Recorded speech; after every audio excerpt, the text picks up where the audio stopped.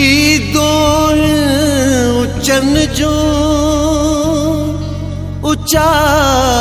जिन जा नसीब शाहद पतू जा गरीब होंदा गरीब आबाद में खुशियों हिन वाले अवाई दुख्यो बल असां ईद खे शर्फ रोई ॾींदासीं नवां वेस पाए अवां मुर्गी घुमजो असां वेसकारा प्यारा कंदासीं खुशियूं हिन वाले अवां ईद खे बल असां ईद खे शर्फ रोई ॾींदासीं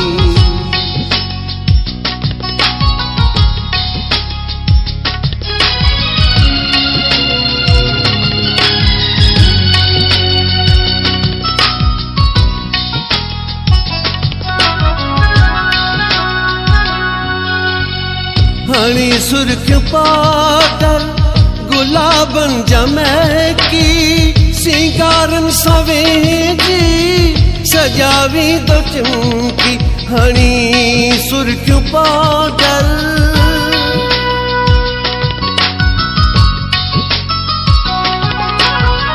हणी सुर्ख पाउडर गुलाबन जमैकी सिंगारन सवेजी सजावी दो चमकी भली घर गिटिन के संवारियो सजायो असां सौगवारन सां शामिल थींदासीं खुशियूं हिन वाले अवां ईद कयो पल असां ईद खे शर्फ रोई ॾींदासीं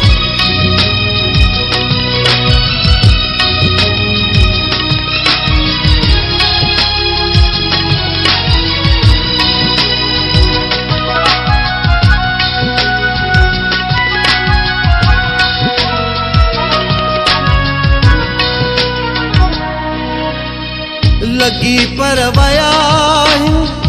अवां खे उॾण जा जश्न भल मल्हायो असांजे ॿुॾण जा लगी पर वया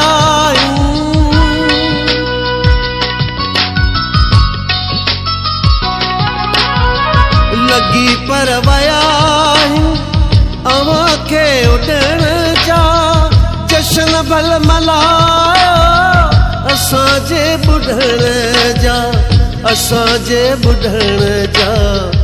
अव्हां जी जुतीअ में किथे पेर पवंदो असां गम जमारिया गम में हूंदासीं खुशियूं हिन वाले अव्हां ईद कयो भल असां ईद खे शर्फ रोई ॾींदासीं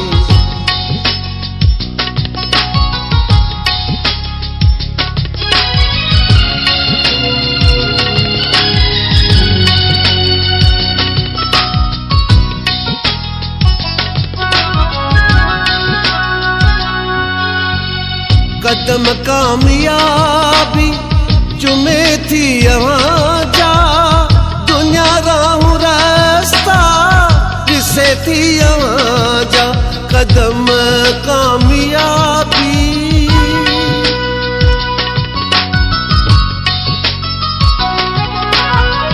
कदम कामयाबी जुमे थी अवां जा दुनिया राहूं रास्ता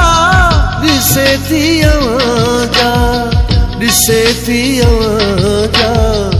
अवां अहिड़ी मंज़िल ते पहुची चुका हो असां सोचे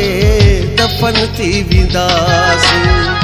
खुशियूं हिन वाले अवां ईद कयो भल असां ईद खे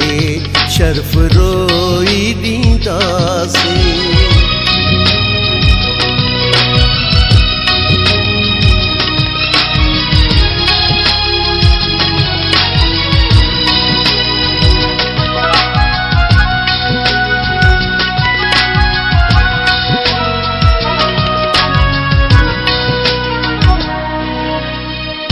अना जे नशे में सफ़ा गुम थी वियो उहो अब्दुल्ला शाह किथे तू रहियो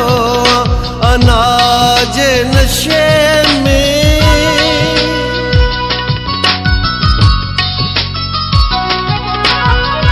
अना जे नशे में सफ़ा गुम थी वियो उहो अब्दुल्ला शाह किथे तू रहियो